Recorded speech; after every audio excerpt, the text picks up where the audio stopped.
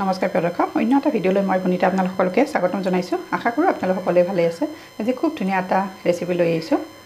আপোনালোকে ইতিমধ্যে স্ক্ৰীনশ্বট দেখিছে এইফালে মই ডিছখনত এয়া পটল লৈছোঁ দুটা এনেকৈ কাটি লৈছোঁ আৰু আলু আৰু এইফালে পিঁয়াজ লৈছোঁ আদা শুকান জলকীয়া আৰু এইফালে মই বাহু মাছ লৈছোঁ ভকুৱা মাছ 5 পিচ লৈছোঁ নিমখ আৰু হালধিখিনি মই আগতে এড কৰি দিছোঁ আৰু এইফালে কেৰাহীখন উঠাই দিছোঁ এতিয়া প্ৰথমতে মই মাছখিনি ফ্ৰাই কৰি ল'ম আমি সাধাৰণতে পটল ভাজি বা চব্জিত দিওঁ নহয় জানো কিন্তু আজি অলপ বেলেগকৈ বনাম আলু আৰু পটলৰ আঞ্জা বনাম আপোনালোকে ভিডিঅ'টো সম্পূৰ্ণকৈ স্কিপ নকৰাকৈ চাই থাকিব কেৰাহী গৰম হৈছে এতিয়া মিঠাতেল দি দিছোঁ এনেকৈ তেলখিনি গৰম হৈছে এতিয়া মই মাছখিনি দি দিছোঁ ইয়াত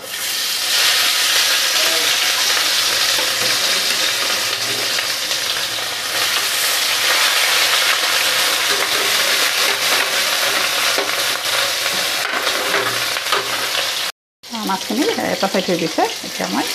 উল্টাই দি দিছোঁ যিহেতু মাছ ফ্ৰাই কৰাটো সকলোৱে জানে নহয় জানো গোটেইখিনি ভিডিঅ' নেদেখাওঁ নহ'লে ভিডিঅ'টো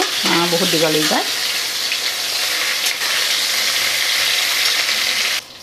আৰু ইয়াত মাছখিনি হৈ গৈছে এতিয়া মাছখিনি মই ইয়াতে ইয়াৰ পৰা কাঢ়ি থ'ম আৰু ইয়াতে মই আঞ্জাখন বনাম আৰু একেখিনি তেলতে এতিয়া মই আঞ্জাখন বনাম প্ৰথমতে শুকান জলকীয়া দুটা দি দিছোঁ আৰু তেজপাত অকণমান লৰাই দিছোঁ জলকীয়া দুটা অকণমান ভাজ খোৱালৈকে গেছৰ ফ্লেমটো অকণমান বঢ়াই দিছোঁ আৰু এতিয়া কাটি থোৱা পিঁয়াজখিনি দি দিছোঁ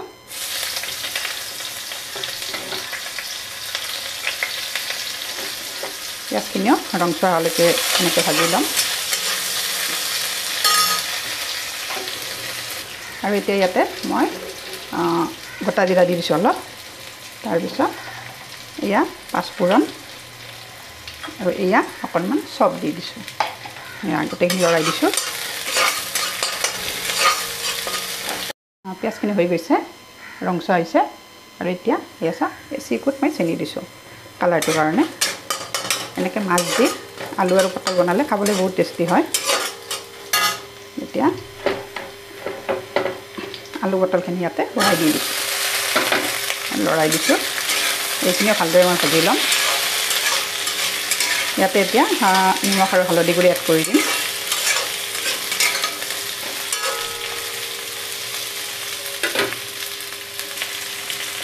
এয়া নিমখ দিছোঁ টেষ্ট অনুযায়ী এয়া হালধি গুড়ি আৰু এতিয়া ভালদৰে লৰাই দিছোঁ গেছৰ স্পীডটো অকণমান কমাই দিছোঁ এইখিনি অকণমান এনেকৈ ভাজি ল'ম প্ৰায় 2 মিনিটমান সময় আৰু তাৰপিছত পানী দি এইখিনি সিজিব দি দিম এনেকৈ বনাই বহুত টেষ্টি হয় খাবলৈ এনেকৈ বনালে আৰু এইখিনি মোৰ প্ৰায় 2 মিনিটমান হৈছে এতিয়া মই ইয়াতে ঠাণ্ডা পানী দি দিম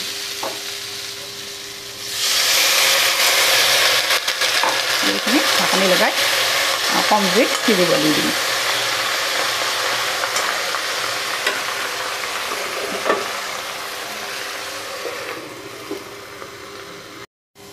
আৰু এইফালে মই ঢাকনিখন গুচাই চাওঁ সিজিছেনে নাই এয়া চাওঁ খুব ধুনীয়াকৈ আলু আৰু পটলখিনি সিজি গৈছে এয়া চাওক আলুখিনি সিজি গৈছে এতিয়া ইয়াতে মই জিৰা গুড়ি ধনিয়া গুড়ি অকণমান এড কৰিম এয়া জিৰা গুড়ি দিছোঁ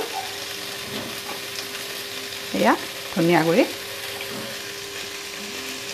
আৰু ৰুকি থোৱা আদাখিনিও দি দিছোঁ এতিয়া এই গোটেইখিনি এতিয়া ভালদৰে লৰাই দিছোঁ আৰু এতিয়া ইয়াতে মই গৰম পানী দিম যিহেতু এইখিনি আগতে সিজাই লৈছোঁ ঠাণ্ডা পানীৰে এতিয়া গৰম পানী দিম তেতিয়া কালাৰটো ধুনীয়া হয় আৰু খাবলৈ খুব টেষ্টি হয় আলু পটল এনেও বনাই খাব পাৰি কিন্তু মাছ দিলেহে বেছি টেষ্টি হয় আপোনালোকে যদিহে বনাই খাই পোৱা নাই আলু পটলৰ আঞ্জাখন এবাৰ বনাই খাই চাব মোৰ জুতিত আৰু এতিয়া ইয়াতে মই গৰম পানী এড কৰি দিম কেতিয়াবা গৰম পানী কৰিছোঁ কালাৰটো কিমান ধুনীয়া হৈছে এনেকৈ যদি আপোনালোকে মোৰ টিপছত বনাই নহয় যিসকলে পটল খাই বেয়া পায় এবাৰ খোৱাৰ পিছত আৰু বাৰ বাৰ খাবলৈ মন কৰিব আঞ্জাখন খুব ধুনীয়া হয় আৰু অলপ পিছত মই মাছখিনি ইয়াতে দি দিম আৰু এয়া চাওক ধুনীয়াকৈ উতলিছে এতিয়া মই ভাজি থোৱা মাছখিনি ইয়াতে দি দিম এয়া চাওক আৰু কেঁচা জলকীয়া দি দিছোঁ এটা